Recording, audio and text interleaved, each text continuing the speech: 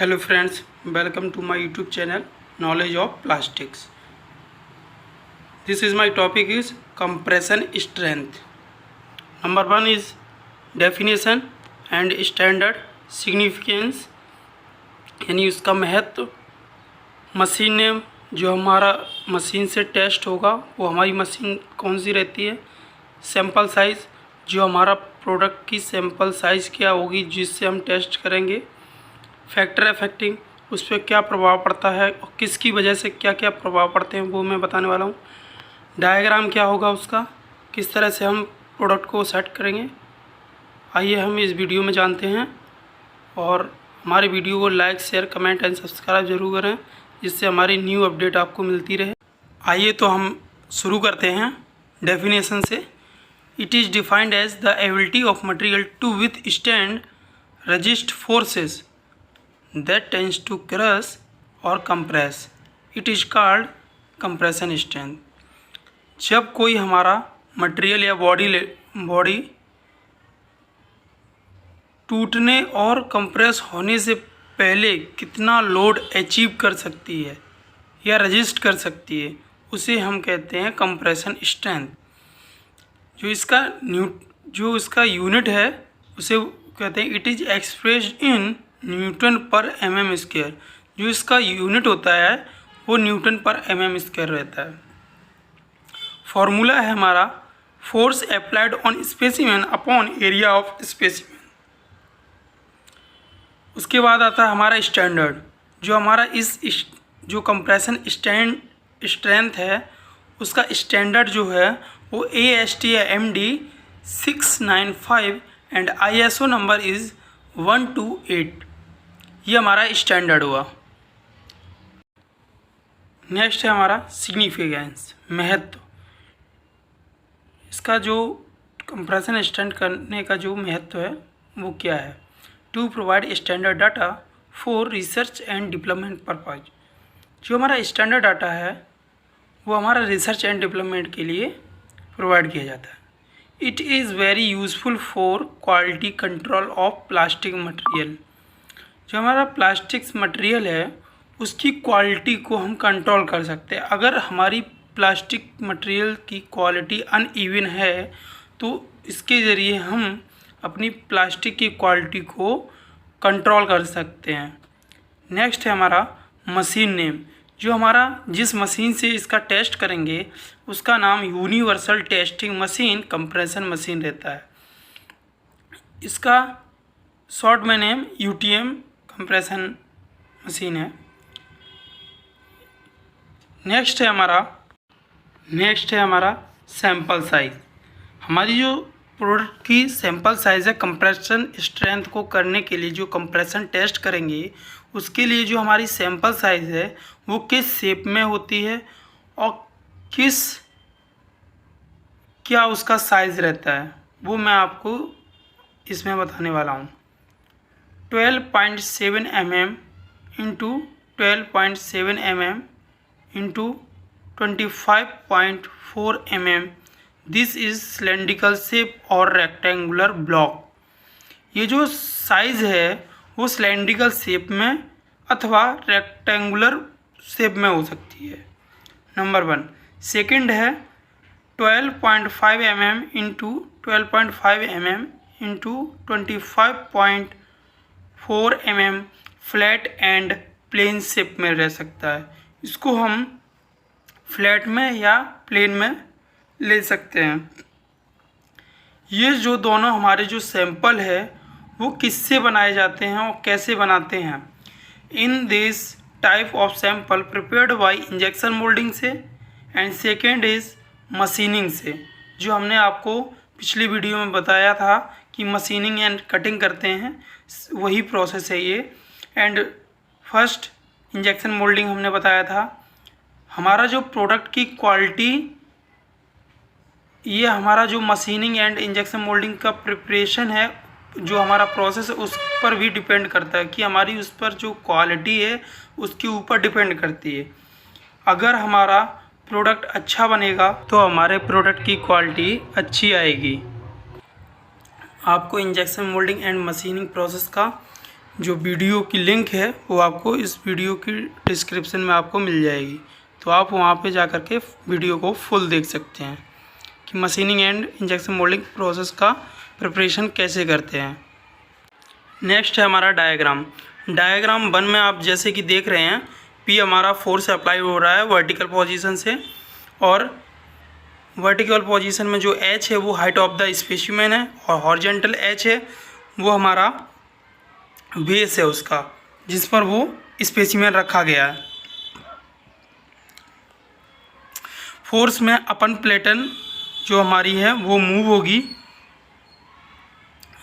तो आइए हम जानते हैं कि हमारा स्पेसिमेन में क्या डिफॉर्मेशन होता है, क्या चेंजेस होता है प्रीवियस और फाइनल में।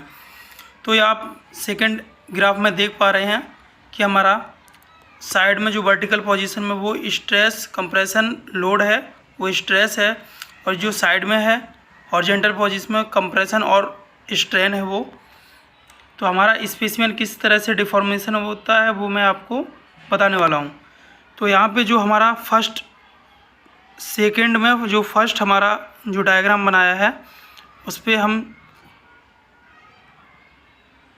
पहले हमारा जो स्ट्रेस है वो लोड लेगा। लोड लेते समय उस दौरान हमारा जो स्ट्रेस की वैल्यू है वो हाई हो जाएगी। एंड सेकंड जैसे ही धीरे धीरे लोड बढ़ेगा, प्लास्टिक में डिफॉर्मेशन होना स्टार्ट हो जाएगा। तो हमारा ये जो सेकंड ग्राफ जो आप देख रहे हैं इमेज में, वो सेकंड हमारा ग्राफ है। तो उस दौरान क्या होगा, जब हमारा मटेरियल पे इफेक्ट पड़ना चालू हो जाएगा, वैसे ही स्ट्रेस कम होगा और स्ट्रेन की वैल्यू बढ़ना चालू हो जाएगा। जो ग्राफ आप देख पा रहे हैं, लोड लगेगा लेकिन वो स्ट्रेस कम हो जाएगा और स्ट्रेन की वैल्यू आगे बढ़ना चालू हो जाएगी। एंड फाइनल में जो आप देख रहे हैं उस पर हमारा लोड लगेगा, लेकिन जो हमारा स्ट्रेन की वैल्यू है वो और ज़्यादा बढ़ जाएगी। उस दौरान जितनी प्लास्टिक को बेंड करने की या क्रश करने की क्षमता थी उतना तो हो चुका है। उसके बाद एक्स्ट्रा जब लोड और लगता जाएगा तो उस दौरान जो हमारी स्ट्रेस की वैल्यू है वो बढ़ जाएगी और स्ट्रेन थोड़ा हमारा उस दौरान कम होगा। यानी जो प्रोडक्ट में जो डिफॉर्मेशन है वो कम होगा और स्ट्रेस की वैल्यू बढ़ जाएगी।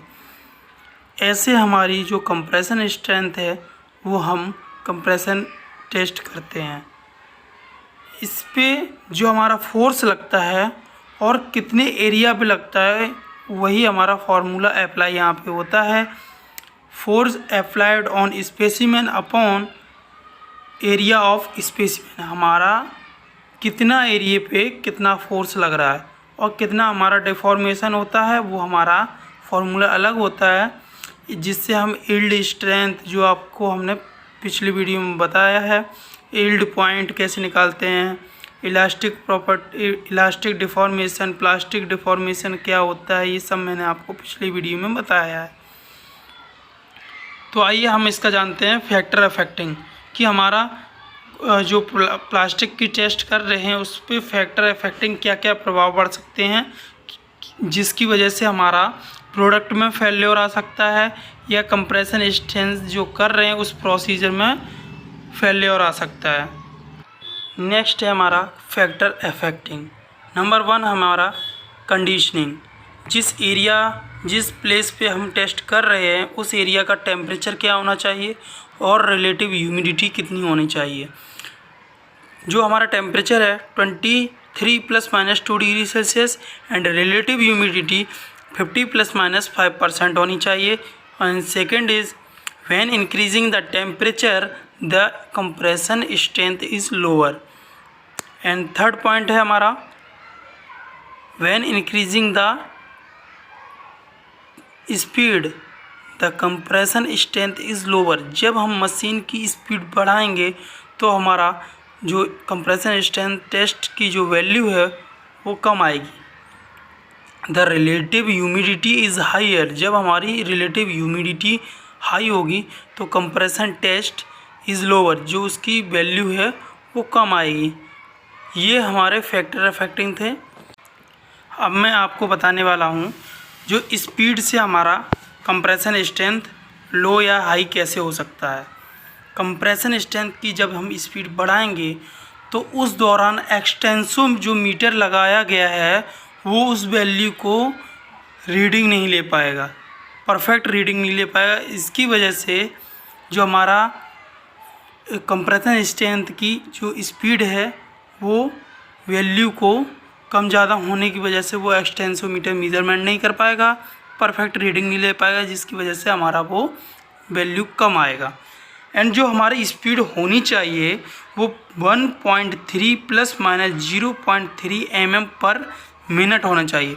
जो हम कंप्रेशन स्ट्रेंथ टेस्ट कर रहे हैं उसकी जो स्पीड है 1.3 प्लस माइनस 0.3 mm पर मिनट होना चाहिए। और ये जो कंडीशनिंग जो हम टेस्ट करते हैं और जो हमारा कंडीशनिंग है जो हम टेस्ट कर रहे हैं उस दौरान जो हमने आपको बताया था 23 plus minus 2 degree Celsius temperature and 50 plus minus 5% RH होनी चाहिए। उस दौरान 40 घंटे के लिए हम इसको 40 आवर्स के लिए जो यूज़ किया है मेथड वो हम यूज़ करते हैं। ये हमारा टेस्ट 40 आवर्स के लिए होता है। और जो हमारा कंडीशनिंग मेंटेनिंग है वो हमारे कितने से कितने के बीच में होना चाहिए वो मैं आपको बताता हूँ। 23 plus minus 2 degree Celsius temperature and relative humidity, जो हमारी रिलेटिव ह्यूमिडिटी है वो 50 प्लस माइनस 5% होना चाहिए। और यहाँ से लेकर के 27 plus minus 2 degree Celsius temperature and final relative humidity 65 plus minus 5% होनी चाहिए। ये हमारा 23 से लेकर के 27 plus minus 2 degree Celsius temperature and 50 plus minus 5% से लेकर के 65 प्लस माइनस 5% रिलेटिव ह्यूमिडिटी होनी चाहिए। और ये जो हमारा टेस्ट है इसी को कहते हैं कंप्रेशन स्ट्रेंथ टेस्ट। यदि आपको वीडियो पसंद आई हो तो like share comment and subscribe ज़रूर करें और हमारे बेल आइकन को क्लिक करें जिससे हमारी न्यू अपडेट वीडियो आपको मिलती रहे।